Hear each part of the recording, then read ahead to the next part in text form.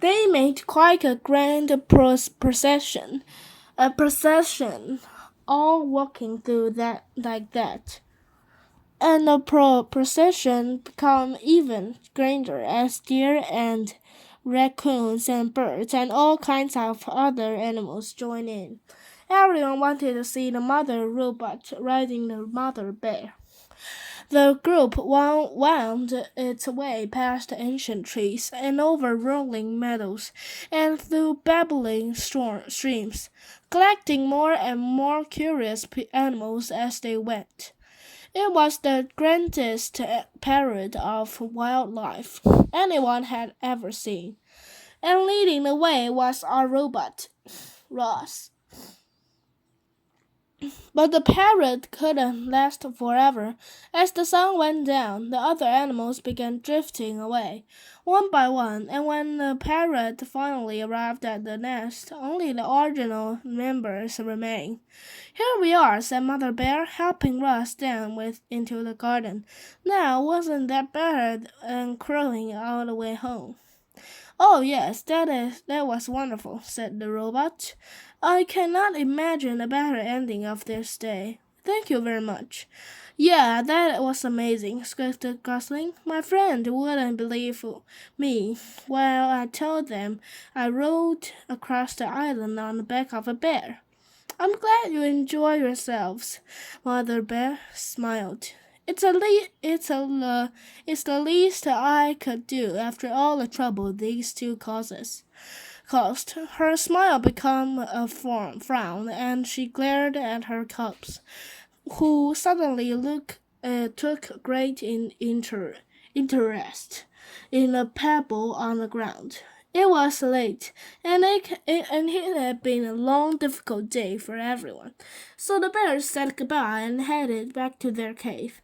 Bobby and Ross stood in the garden and watched their new friends lumber away. And then the gosling said, Mama, do you think you'll ever walk again? I am not sure, said the robot, but I know who to ask for help. Now go out ready for bed. Chapter 48 The New Foot. Mr. Beaver squinted at Ross's stump. I've never built a foot before. He stroked his whiskers and muttered to himself. There are really three problems to solve. The foot needs to grip the ground, and it needs to be durable. And then there's the issue of fixing it to the leg. I might have to consult a few friends. Will she ever walk again? Said Brightbill. What's that? Mr. Beaver was lost in thought. Oh, not to worry. You just sit back and leave everything to me. I love the challenge. Mr. Beaver planked into the pond and returned a while later rolling a large section of a tree trunk. Say hello to your new foot, he said, slapping the wood with his tail. Hello, my new foot, said the robot. That's the spirit. This beauty is from one of the hardest trees I ever chewed. I just need to make a few modification. Mr. Beaver placed the piece of wood next to Ross. He squinted, repositioned the piece, and squinted some more. With his claws, he marked different spots on the wood, and then he put his big chompers to work. The beaver chewed and gnawed and carved up that piece of wood, turning it all over and over in his paws. Chit-Chat looked down from a branch and chattered through the quiet moment. This reminds me all of the time I saw a fox catch the lizard by the tail, and somehow the lizard's tail off, and he got away. And later I saw that the lizard had got a new tail, and now Ross is going to get a new foot, and everyone will be fine. The wooden foot took shape, and before long, Mr. Beaver was standing beside a beautiful carving that resembled a robot. He tried to slide it over Roz's stump, but the opening was too small, so he scraped out more wood until it was a perfect fit.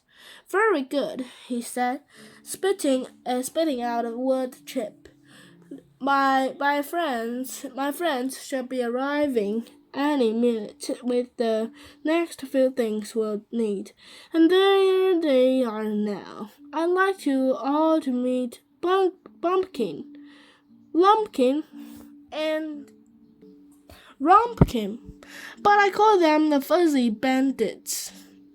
There, three fat raccoons shuffled into the garden, dragging a tangle of vines behind them. Good day, said Bumpkin. Good day, said Lumpkin. Good day, said Rumpkin.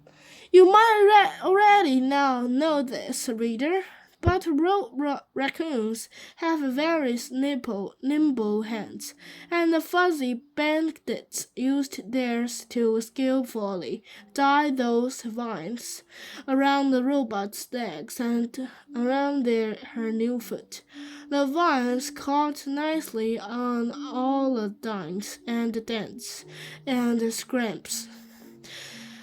Once they were tied good and tight, Mr. Beaver threw back his head and hollered, Trunk tap!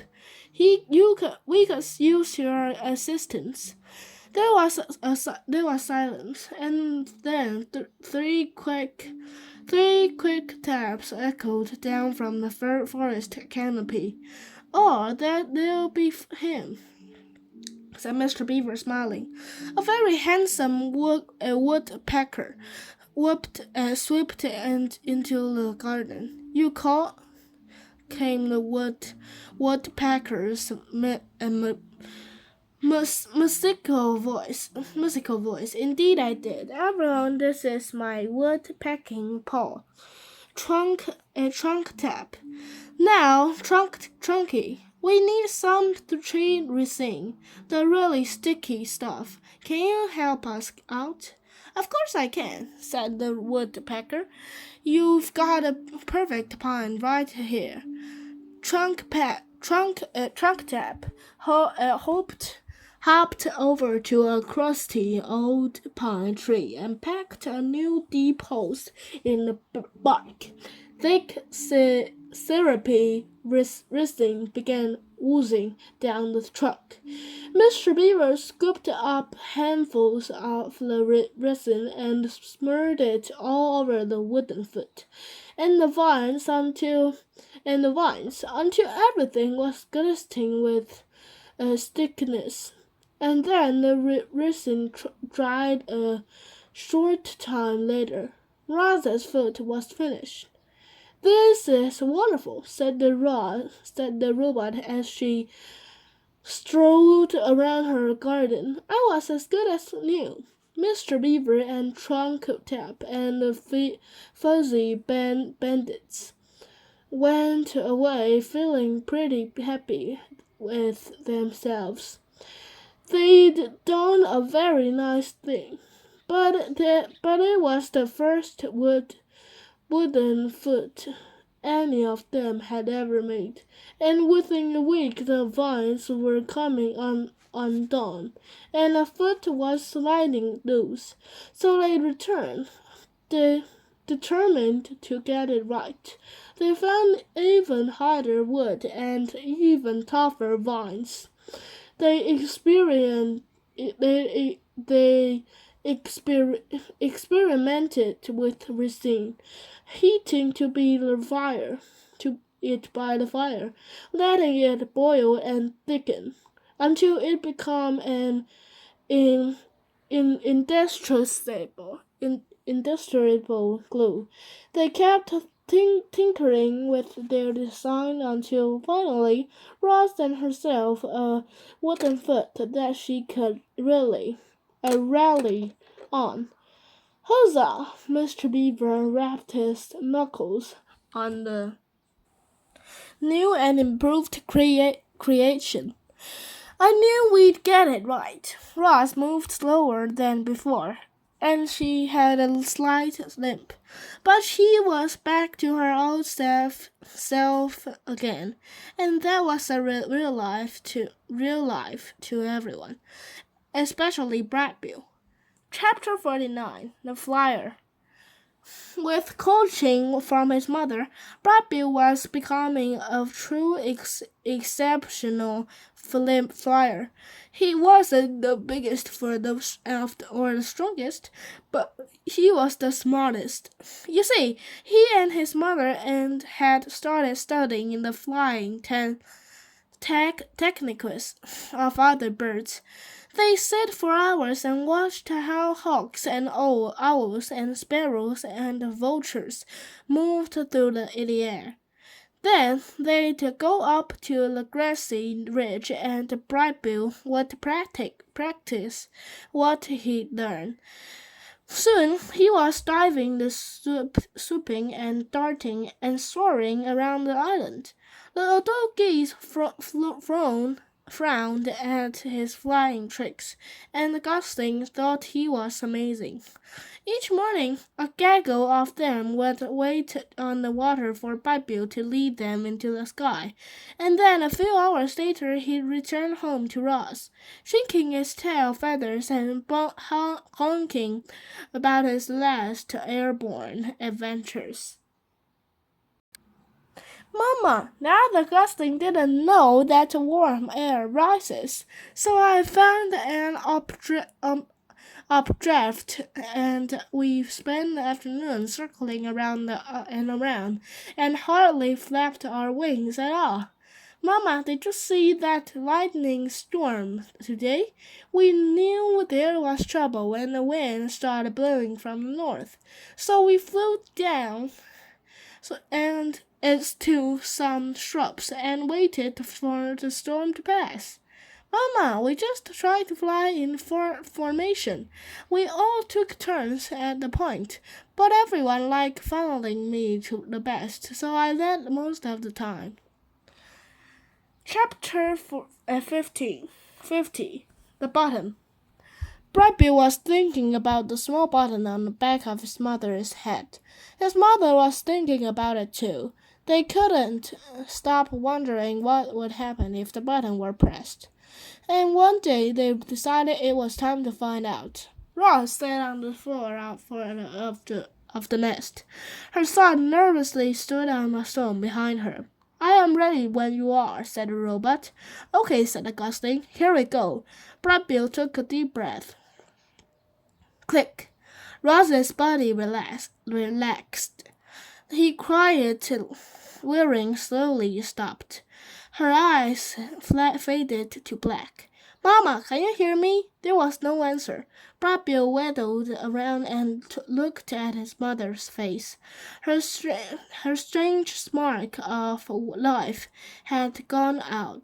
The Gosling had never felt more alone. She was ready to switch her back on. But what if she didn't wake up? What if she woke up different? The Gosling was afraid to press the button, but he was afraid not to press the button. Brightbill took a deep breath. Click. Rose's body tensed. Her quiet whirring slowly started. Her eyes began to glow. Mama, can you hear me? Hello, I am Rosam Unit 71 and 34. But you may call me Roz. The robot spoke these words automatically in a language Brightbill didn't understand. His little heart raced as his worst fears seemed to be coming true. But a moment later, her familiar voice returned, and the robot said in the language of the animals, Hello, son. How long was I out? It seemed like only an instant to me.